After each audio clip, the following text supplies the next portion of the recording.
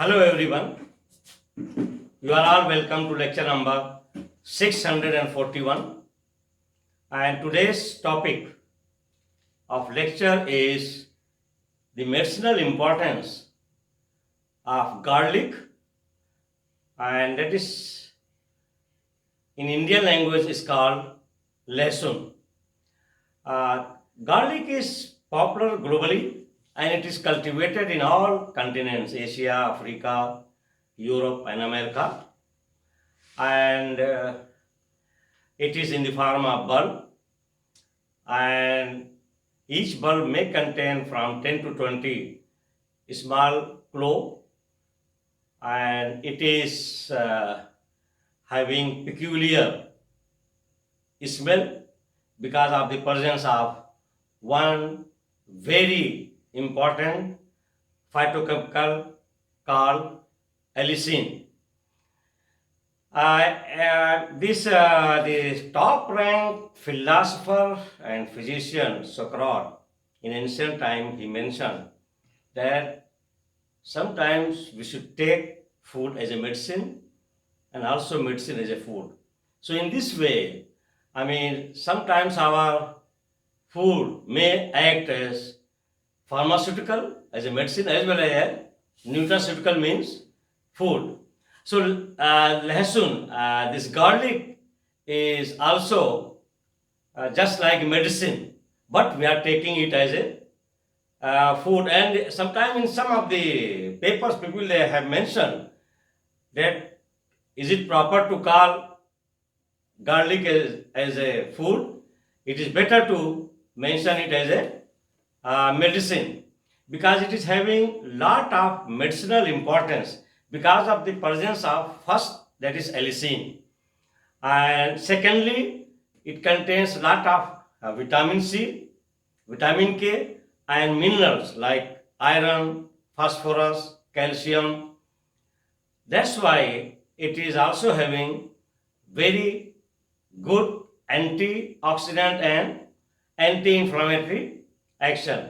But garlic is well known because of the presence of allicin, and allicin is a sulfur content compound. This is the structure of allicin, and your garlic contains 0.1% volatile allicin, and because of the presence of this sulfur, once garlic is there in the form of bulb or clove, it will not be having much smell, without smell, but the moment it is crushed, it will give lot of unpleasant smell, and especially when we are eating it, we will get lot of unpleasant smell in our mouth, and that smell is due to the presence of polysulfide compounds. This sulfur will be disintegrated in presence of water or in presence of saliva or in presence of oxygen, and it will be changed into different polysulfide compounds, and these polysulfide compounds are responsible of such type of unpleasant smell. And this allicin is a very powerful antibacterial compound. It is bacteriostatic and it is very much effective to gram positive and gram negative bacteria, and once it is diluted, it is more effective. For example, if we are diluting it 1 part into 1000 part of solvent, then its effect is just like penicillin in destroying and killing the bacteria. This garlic is very effective for our respiratory system, bronchitis, cough coughing. So garlic is also very good for our respiratory system.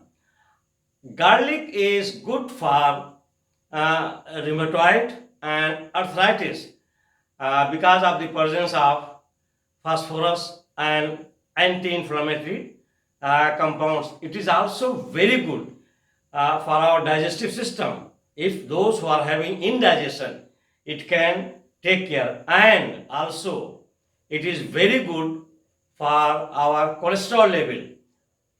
Cholesterol means either it is LDL or HDL, means high density lipoprotein and low density lipoprotein. So this garlic, lasun, if we are taking, it can drastically reduce the bad cholesterol, that is low density lipoprotein, and that is responsible of uh, clot formation, and it is also working as a powerful antioxidant, anti-inflammatory, antibacterial. So it is having lot of medicinal properties, and also it is reducing the diabetic condition. It will activate the insulin, and that's why your flowing of sugar, glucose in your blood will be reduced once we are keeping on garlic diet.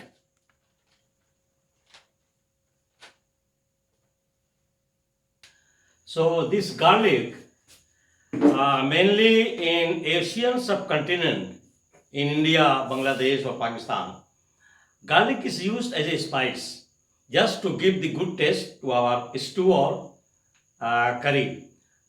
But at the same time, in Indian system of medicine, Ayurveda and Unani, it is also used in some formulation against respiratory diseases like cough, whooping, bronchitis, nose running, and antiviral means the common cold.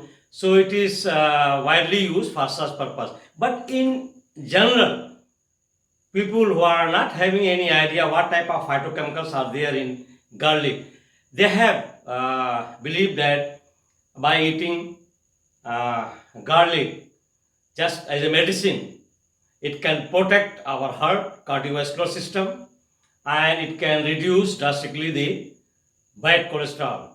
So that is true also, because it is very effective in reducing the bad cholesterol and increasing the good cholesterol. So here the garlic in India, it is called lasun, and its botanical name is Allium sativum, and it belongs to Liliaceae family. Number one, garlic consists of ripe bulbs of Allium sativum, and that contains 0.1% allicin.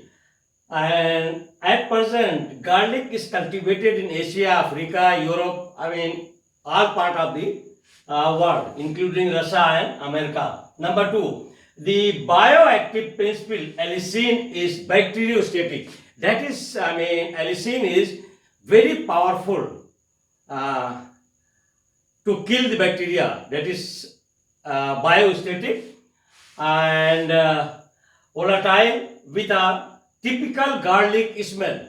And I have already told you that allicin is unstable and in presence of water and oxygen. That's why in our mouth, once we chew it and once it is disintegrated, we get lot of unpleasant smell, bad smell, and that is because of the formation of polysulfide compounds, and those polysulfide compounds, they have actually unpleasant smell. So it happens only when it comes in touch of water and oxygen, then the reaction takes place.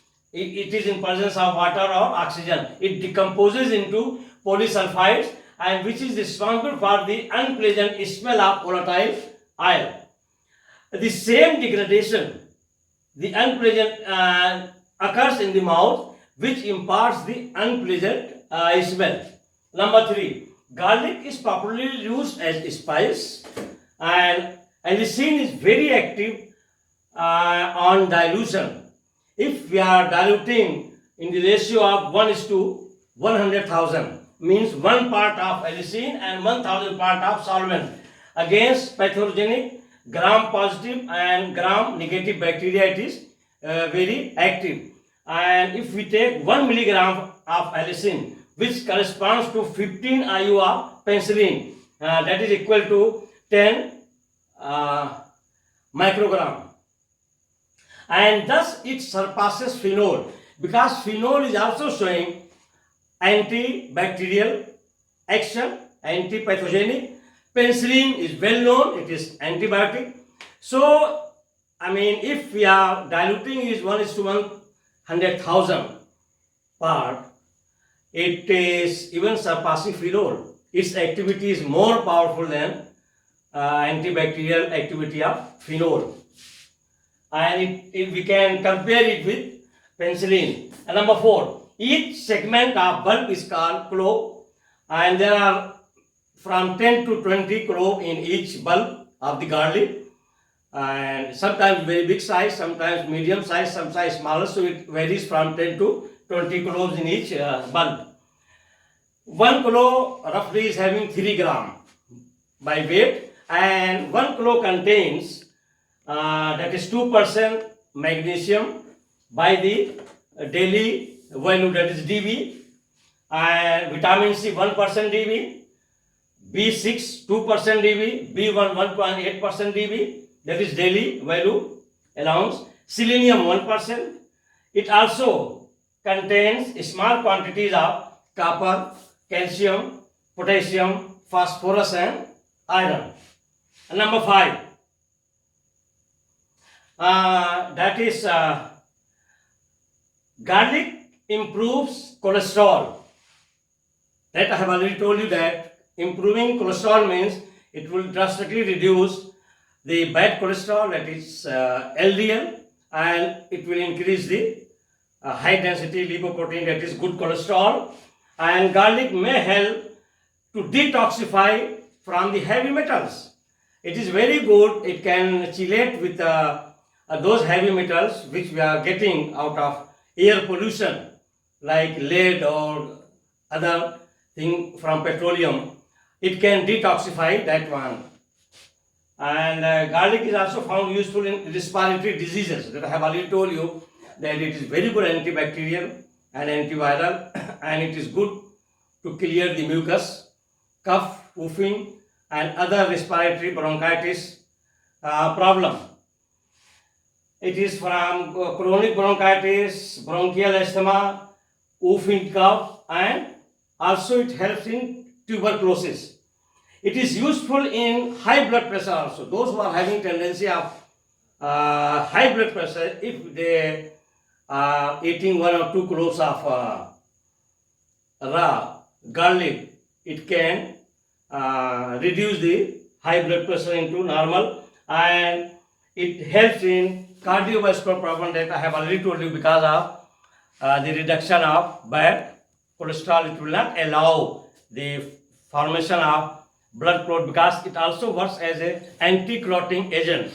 So once we are taking clove regularly, I mean lasun, garlic, the anti-clotting chances are less, the cardiac problem will be okay, your bad cholesterol will be less. So these are all very, very important medicinal importance of garlic.